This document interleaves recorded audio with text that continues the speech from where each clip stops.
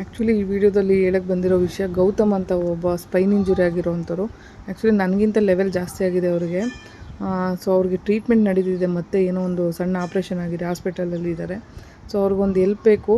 So ಅವರು ಅಕ್ಕ ನನ್ನ ವೀಡಿಯೋ ಒಂದು ಅಪ್ಲೋಡ್ ಮಾಡಿಕೊಡಿ ಅಂತ ಕೇಳಿದರು. ಹಂಗಾಗಿ ಯಾರಿಗಾರು ಅವ್ರಿಗೆ ಹೆಲ್ಪ್ ಮಾಡಬೇಕು ಅಂತ ಹೇಳಿದ್ರೆ QR ಕೋಡ್ ಸಮೇತ ಅವ್ರದ್ದು ಒಂದು ವೀಡಿಯೋ ನಾನು ಅಪ್ಲೋಡ್ ಮಾಡ್ತಾಯಿದ್ದೀನಿ.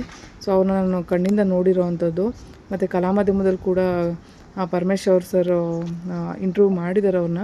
ಹಂಗಾಗಿ ನಿಮ್ಗೆ ಯಾರಿಗಾದರೂ ಅವ್ರಿಗೆ ಹೆಲ್ಪ್ ಮಾಡಬೇಕು ಅಂತ ಅನಿಸಿದ್ರೆ ದಯವಿಟ್ಟು ಹೆಲ್ಪ್ ಮಾಡಿ. ಯಾಕಂದರೆ ಅವ್ರು ಹಾಸ್ಪಿಟ್ಲಲ್ಲಿ ಮತ್ತೆ ಅಡ್ಮಿಷನ್ ಆಗಿ ಮತ್ತೆ ಏನೋ ಸರ್ಜರಿ ಇದೆಲ್ಲ ಆಗಿದೆಯಂತೆ. ಸೊ ಒಳ್ಳೇದಾಗಲಿ ಅವ್ರಿಗೆ. ನಾನು ಕೂಡ ಅವ್ರನ್ನ ನೋಡ್ಕೊಂಡು ಬಂದೆ ಅವ್ರ ಮನೆಗೆ ಹೋಗಿ.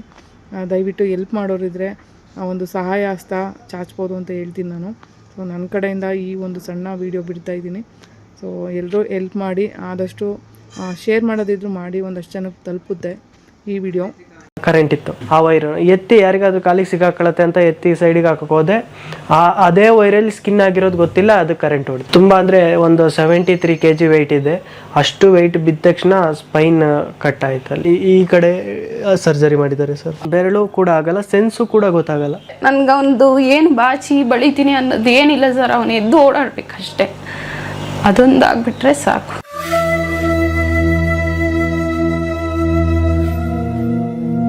ಕರೆಂಟ್ ಇತ್ತು, ಆ ವೈರ್ ಎತ್ತಿ ಯಾರಿಗಾದ್ರೂ ಕಾಲಿಗೆ ಸಿಗಾಕೊಳ್ಳುತ್ತೆ ಅಂತ ಎತ್ತಿ ಸೈಡಿಗೆ ಹಾಕಕ್ಕೆ ಹೋದೆ. ಅದೇ ವೈರಲ್ಲಿ ಸ್ಕಿನ್ ಆಗಿರೋದು ಗೊತ್ತಿಲ್ಲ, ಅದು ಕರೆಂಟ್ ಹೊಡೆದು ತುಂಬ ಅಂದರೆ ಒಂದು 73 kg ವೆಯ್ಟ್ ಇದೆ. ಅಷ್ಟು ವೆಯ್ಟ್ ಬಿದ್ದ ತಕ್ಷಣ ಸ್ಪೈನ್ ಕಟ್ ಆಯ್ತು. ಅಲ್ಲಿ ಈ ಕಡೆ